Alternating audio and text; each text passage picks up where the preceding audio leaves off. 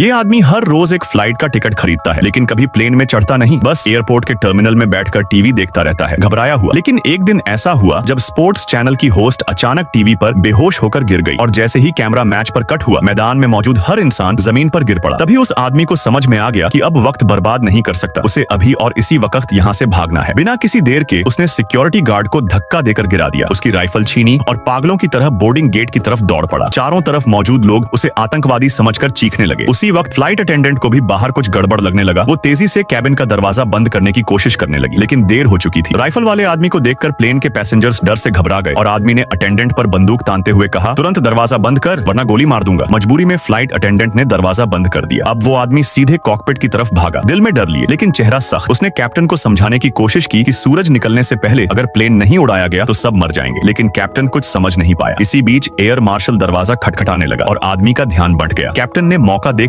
उसकी बंदूक छीनने की कोशिश की, लेकिन बंदूक चल गई और गोली सीधा कैप्टन के हाथ में लग गई। अब कैप्टन सिर्फ एक हाथ से प्लेन उड़ाने लायक नहीं रहा और को पायलट कहीं नहीं था। मजबूरी में वो आदमी गुस्से में भरा हुआ केबिन में लौट आया और चिल्लाकर पूछा, कोई है जो प्लेन उड़ाना जानता है? तभी एक औरत जिसका नाम केली था बोली, मैं हेलीकॉप्टर उड़ाना जानती हूँ। आदमी ने उसी के सहारे प्लेन उड़वाना शुरू कर दिया। अब जब प्लेन हवा में था तो उसने कैप्टन को आदेश दिया, पश्चिम की तरफ उड़ाओ जहाँ सूरज डूबता है। फ्लाइट स्थिर होते ही कैप्टन ने पूछा, क्यों? सूरज निकलने से मौत का क्या मतलब? तब रेमंड नाम का वो आदमी बोला, मैं नेटो आर्मी में मेजर हूँ। मैंने गलती से एक सीक्रेट मीटिंग सुन ली थी जहाँ बताया गया कि सूरज अब म्यूटेट हो चुका है। अब उसकी किरणें किसी भी जिंदा चीज को जला देंगी, चाहे तुम इमारतों के अंदर ही क्यों ना छिपो। लाइव टीवी पर जो खिलाड़ी गिरे वो इसी का सबूत है। अब उन्हें सूरज की रोशनी से बचते हुए अंधेरे में ही उड़ना होगा, नहीं तो सबकी मौत तय है। लेकिन कैप्टन और बाकी किसी को मेजर की बातों पर यकीन नहीं हुआ। सबको लगा कि वो पागल है। उसी वक्त प्लेन में बैठे पैसेंजर्स को कुछ गड़बड़ लगने लगी। सब बेचैन होने लगे। किसी तरह की हड़बड़ी से बचने के लिए मेजर ने बंदूक उठाकर सबको चुप करा दिया, लेकिन तभी एक आदमी ने चुपके से मेजर की बंदूक छीन ली। उसने बंदूक तानकर फ्लाइट अटेंडेंट को कहा, इस पागल को बाथरूम में बंद कर दो। मेजर ने समझाया, मैं तुम्हारी जान बचाने की कोशिश कर रहा हूँ। लेकिन उस आदमी को वो सिर्फ एक आतंकी दिखा। मजबूरी में फ्लाइट अटेंडेंट ने मेजर को बाथरूम में बंद कर दिया। अब जब सब कुछ कंट्रोल में लगने लगा तो कैप्टन ने नजदीकी आइसलैंड एयरपोर्ट पर इमरजेंसी लैंडिंग का प्लान बनाया। लेकिन जैसे ही प्लेन वहां पहुंचा, नीचे का नजारा देखकर सबके होश उड़ गए। नीचे जमीन जल रही थी। लोग हड़बड़ी में एक दूसरे से प्लेन्स के लिए लड़ रहे थे, जैसे नरक का सीन हो। उसी वक्त कैप्टन और केली को समझ में आ गया कि मेजर सच कह रहा था। सूरज सच में म्यूटेट हो चुका है। अब जिंदा रहने का एक ही रास्ता है, लगातार पश्चिम की ओर उड़ते रहो। लेकिन तभी केली ने डरते हुए एक और सच्चाई बताई, हमारे प्लेन में सिर्फ 50 मील की दूरी जितना ही फ्यूल बचा है।